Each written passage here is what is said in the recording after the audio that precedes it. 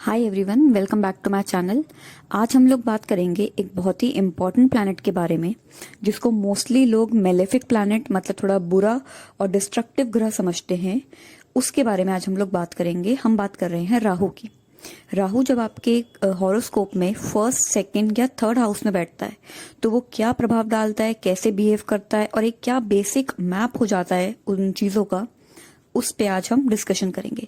बाकी हाउसेस के बारे में मैं दूसरी वीडियो बनाऊंगी, आप उसके अंदर वो जान सकते हैं। तो आज हम बात करेंगे फर्स्ट, सेकंड और थर्ड में अगर राहु हो तो क्या हमको एक्सपेक्ट करना चाहिए। सबसे पहले हम ये जानते हैं कि राहु है क्या। राहु है एक शैडो प्लैनेट, एक छाया ग्रह। इसकी कुछ बेसिक क्वालिटीज होती हैं कि ये जिस भी ग्रह में बैठता है उस ग्रह से रिलेटेड हमको एक इल्यूजन दे देता है, एक भ्रम की स्थिति पैदा करता है हमारे अंदर किसी भी एक टॉपिक को लेके। जिस ग्रह के अंदर ये बैठता है उस ग्रह को लेके हमारे अंदर एक भ्रम आ जाता है, एक वहम आ जाता है और वो इतना स्ट्रांग होता है, चाहे हमको कोई कितना ही समझाए हम उसकी बात को बिलीव नहीं करते।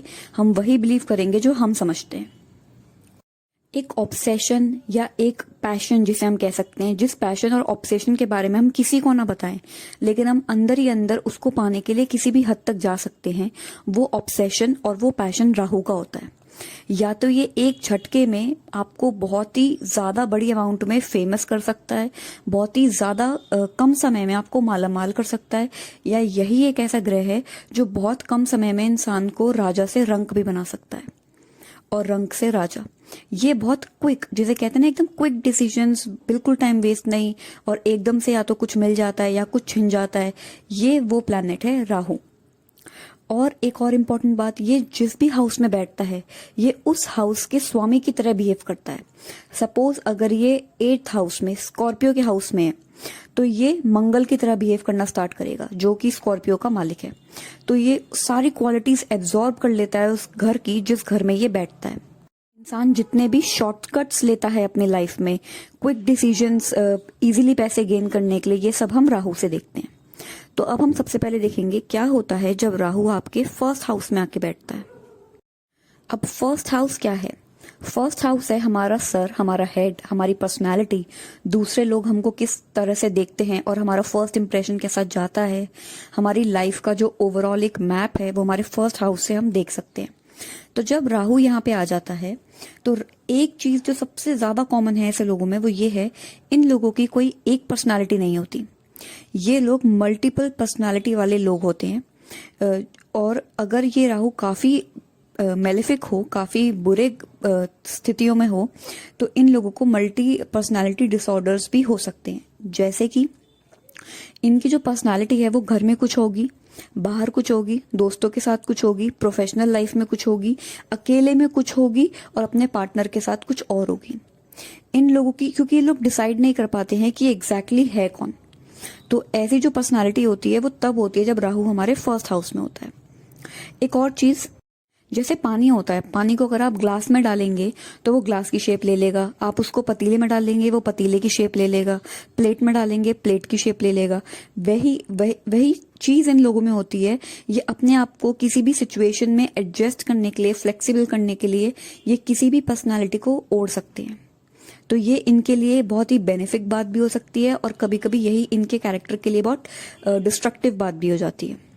इनकी इसी क्वालिटी की वजह से ये बहुत अच्छे पॉलिटिशियंस बन सकते हैं, क्योंकि ये जानते हैं कि इनको एक एटमॉस्फेयर में किस तरीके से रिएक्ट करना है। अगर ये अपने ऑपोजिशन में है तो कैसे रिएक्ट करेंगे, अगर ये अपने साथियों के साथ हैं तो कैसे रिएक्ट करेंगे, अगर ये उन लोगों के साथ है जो इनको डोनेशंस देंगे तो इनको कैसे रिएक्ट करना है। हर एक के पसंद की बात इनको करना आता है। तो ये इनका एक मेजर बेनिफिशियल फैक्टर भी होता है। आपने कुछ लोग देखे होंगे, जैसे कि आप कभी किसी पार्टी में गए और आप इनको एक इंसान को आके बताएं कि देखो मैंने ये नई साड़ी ली है, कैसी लग रही है, आप उसके बारे में उनसे पूछें और वो पलट के कहें कि हाँ अच्छी है, जरा मेरा कोट देखो, मेरा कोट मैं आज नया लाया हूँ, ये कैसा लग रहा है मुझ पे, मुझे तो बहुत अच्छा लग रहा है। एकदम से आपकी बात काट के अपनी बात को स्टार्ट करना, अपने अंदर पूरी तरह सेल्फ एब्जॉर्ब्ड होना, इन लोगों की एक और क्वालिटी है। ये लोग हमेशा देख रहे होते हैं कि मैं कैसा लग रहा हूँ, मैं अच्छा लग रहा हूँ नहीं लग रहा, क्योंकि जो राहु है वो यहाँ पे इनको एक out of the world illusion देता है कि इनको हमेशा परफेक्ट दिखना है। इनके लिए इनकी सोसाइटी में इनका स्टेटस सबसे ज्यादा इंपॉर्टेंट है और स्टेटस पर्सनालिटी वाइज, क्योंकि यहाँ पे राहु फर्स्ट हाउस में है, तो ये पर्सनालिटी से अपना इंप्रेशन जमाना चाहते हैं, अपनी पर्सनालिटी को इतना स्ट्रांग बनाना चाहते हैं कि हर कोई इनको देख के इनसे इम्प्रेस हो। जैसे मैंने कहा था, राहु जिस भी घर में बैठता है कोई ना कोई एक इल्यूजन देता है। तो फर्स्ट हाउस में बैठने का सबसे बड़ा इल्यूजन जो इन लोगों को राहु देता है वो ये होता है, इनको लगता है जो भी डिसीजन, जो भी एडवाइस ये दे रहे हैं दूसरे को, वो उसके लिए बेस्ट है। अगर वो बंदा इनकी एडवाइस नहीं मानता तो उसके बाद वो इनका एनिमी बन जाएगा। और अगर वो चाहे उसके लिए वो एडवाइस अच्छी हो बुरी हो, ये चाहते हैं ये वही एडवाइस माने, क्योंकि इनके अकॉर्डिंग इनके दिमाग में राहु ने एक ऐसी छाया क्रिएट कर रखी है कि इनको लगता है जो भी ये दूसरे को बताएंगे वो बात उस इंसान के लिए बेस्ट है, चाहे वो बात उसके लिए बिल्कुल एक तरीके से नेगेटिव हो, डिस्ट्रक्टिव हो, इनको फर्क नहीं पड़ेगा। अपनी जान में ये लोग उसको बुरा नहीं बता रहे, लेकिन इनके दिमाग में राहु ने वो छवि क्रिएट कर रखी है कि तुम जो दूसरे को बताओगे वो बेस्ट है। अब राहु का एक और मतलब होता है कि यूनिक। तो जिस घर में ये बैठता है, जिस हाउस में ये बैठता है, उससे रिलेटेड एक यूनिक फीचर ये उस ग्रह के उस इंसान को दे देता है। जैसे फर्स्ट हाउस में हमारा बेसिकली वो पर्सनालिटी का हाउस है, तो इनको कोई एक यूनिक पर्सनालिटी का फीचर वो दे देगा। अगर राहु बहुत अच्छी कंडीशन में है तो वो फीचर यूनिक होगा, मतलब आपको आकर्षित करेगा। लेकिन अगर राहु यहाँ पे मेलेफिक है तो वही चीज एक अलग बन जाएगी, एक अजीब पन आ जाएगा इंसान के अंदर, जिसको देख के लोग थोड़ा सा इनसे थोड़ा दूरी मेंटेन करने की कोशिश करेंगे या इनका मजाक उड़ाएंगे। कभी कभी ऐसा होता है, लेकिन उसके लिए राहु का खराब पोजीशन में होना देखा जाता है। अगर राहु खराब पोजीशन में नहीं है तो वो फीचर इनके यूनिक फीचर होंगे।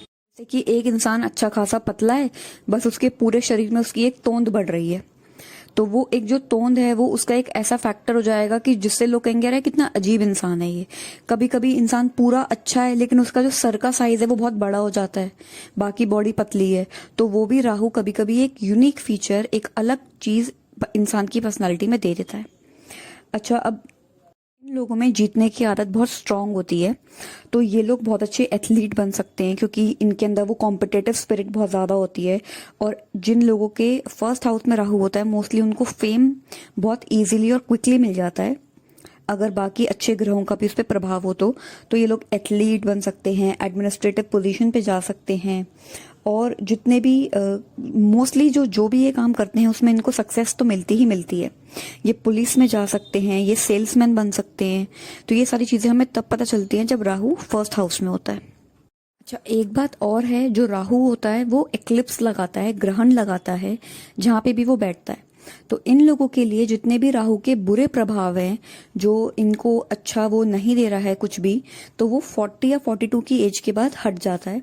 और उस एज के बाद इन लोगों की लाइफ में क्लैरिटी आती है कि एग्जैक्टली ये लोग हैं कौन, इनकी पर्सनालिटी क्या है। उसके बाद ये थोड़ा सॉर्टेड फील करते हैं। उससे पहले तक जो राहु होता है वो अपनी टॉप पोजीशन पे होता है एक्लिप्स की। तो जैसे हम ग्रहण में भी देखते हैं कि ग्रहण का भी एक टाइम होता है हटने का, वैसे ही 40 या 42 की एज के बाद इन लोगों की लाइफ में काफी क्लैरिटी आती है और जो भी बुरे प्रभाव होते हैं राहु के वो धीरे धीरे कम होने लग जाते हैं। ये लोग एक्टिंग में भी जा सकते हैं, pilots, astronaut, drug dealer, smuggler, ये सारे जो अजीबोगरीब काम होते हैं, अजीबोगरीब प्रोफेशंस होते हैं जिनमें बहुत लोग नहीं जाते हैं, वो सारे प्रोफेशंस राहु उकसाता है, करवाता है लोगों से। तो ये वो सब था जो तब होता है जब राहु फर्स्ट हाउस में होता है। अब हम देखेंगे जब राहु सेकंड हाउस में होता है तब क्या क्या होता है। सेकंड हाउस क्या होता है? सेकंड हाउस होता है हमारी फैमिली वैल्यूज, हमारी फैमिली, हमारा कल्चर, हमारी स्पीच, हमारी कम्युनिकेशन, हमारा खाना, हमारा गला, भूख, बचपन के जो हमारा अर्ली चाइल्डहुड होता है, फैमिली वेल्थ कितनी है, हमारे एंसेस्टर्स कैसे रहे हैं, ये सारी बातें सेकंड हाउस बताता है। अब यहाँ पे अगर राहु आ जाए तो ये इंसान हमेशा अपना सोशल स्टेटस और फेम के लिए देखता है। ये इंसान चाहता है इसका जो सोशल स्टेटस है, सोशल नेटवर्क है, वो सब लोग इसको बहुत ही ज्यादा रिस्पेक्टफुली और बहुत पावरफुल इंसान के रूप में देखें। अब जो ऑब्सेशन है इन लोगों को वो होता है पैसे को लेकर, और पैसा भी क्विक मनी। इनको बहुत जल्दी फेम चाहिए, बहुत जल्दी इनको पैसा चाहिए। ये इतने ज़्यादा पैसे से ऑब्सेसिव होते हैं कि ये लोग कभी कभी देखा जाता है अगर इनके राहु के ऊपर किसी अच्छे ग्रह का प्रभाव ना हो और राहु इनका थोड़ा खराब संगति में हो तो ये लोग बैंक तक लूट सकते हैं, क्योंकि इनके लिए पैसा एक ऑब्सेशन है। और ऑब्सेशन के साथ साथ सोशली ये अपनी इमेज कभी भी खराब नहीं करेंगे, चाहे ये अकेले में कुछ भी गलत काम कर लें, लेकिन सोशली ये लोग चाहेंगे कि इनकी इमेज एकदम साफ सुथरी वाइट कॉलर वाली बनी रहे। लोग अपनी असली पर्सनालिटी कभी भी किसी को नहीं दिखाते। हर एक के सामने इनकी एक अलग पर्सनालिटी रहती है, अलग नहीं। जैसे फर्स्ट हाउस में तो सबके साथ इनकी पर्सनालिटी अलग थी, यहाँ पे इनकी बेसिकली दो पर्सनालिटी है, एक इनकी ओरिजिनल पर्सनालिटी और एक जो इन्होंने अपनी सोशली एक्सेप्टेबल इमेज बनाने के लिए पर्सनालिटी बना रखी है। ऐसे लोग बहुत ज्यादा झूठ भी बोलते हैं, लेकिन सिर्फ अपने फायदे के लिए, बेमतलब में झूठ नहीं बोलते। जहां पे इनको पता हो कि इनका फायदा हो रहा है झूठ से, वहां ये तुरंत वो झूठ बोल जाएंगे। कभी कभी अगर ये राहु बहुत खराब कंडीशन में अगर राहु खराब कंडीशन में हो तो ये लोग गालियां भी बहुत ज्यादा देते हैं, और इनकी संगति भी हमेशा, इनके दोस्त भी वही होते हैं जो सबसे ज्यादा गालियां देते हैं। इन लोगों के अंदर स्पेशली देखा गया है कि जो कुछ लोग होते हैं ना, जो खाने के बहुत ज्यादा शौकीन होते हैं, ये वो लोग होते हैं। लेकिन सिर्फ ऐसा वैसा खाना नहीं, इनको खाना भी वो पसंद होता है जो इनको पता है बहुत ही अतरंगी किस्म का खाना है, सब लोग वो खाना नहीं खा पाते। अगर ये सपोज किसी रेस्टोरेंट में जाए और वहां पे ये लोग कोई नॉन वेज डिश देखें जो कि बहुत ही अजीब हो, प्रॉन्स हो, लॉबस्टर हो, तो ये लोग एकदम से उसको ट्राई करने की इच्छा दिखाते हैं, क्योंकि इनको पता है वो सब लोग वो ऑर्डर नहीं करते।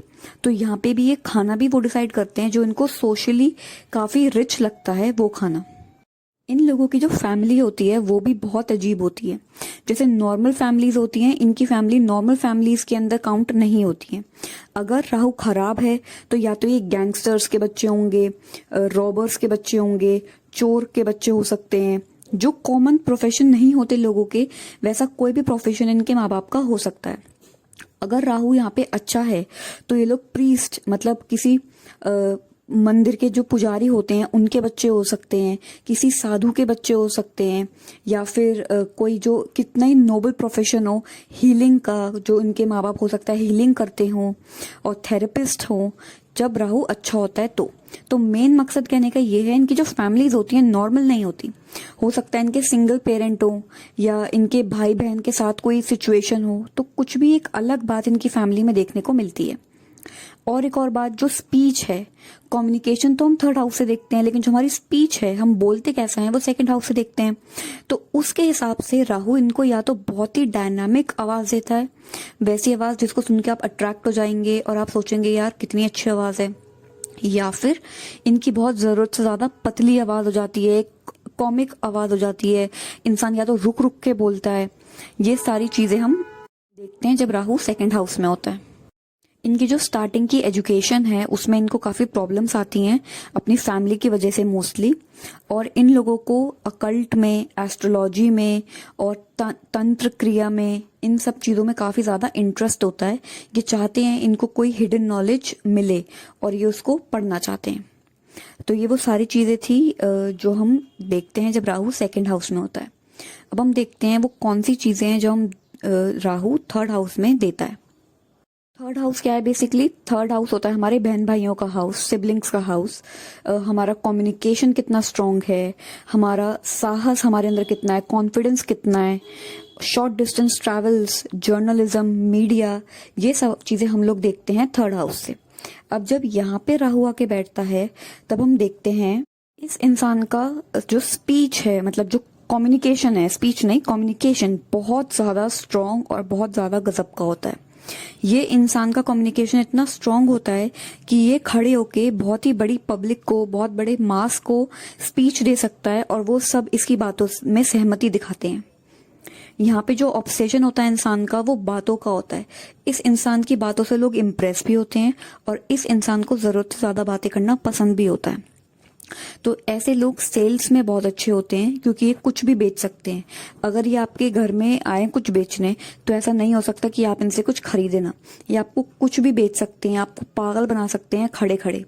अगर यहाँ पे राहु खराब हो तो इनके कम्युनिकेशन से दूसरे इंसान को ये ठग सकते हैं और ये दूसरे को अपनी बातों में हिप्नोटाइज करके उलझा सकते हैं और बहुत ही डोमिनेंट नेचर हो जाता है।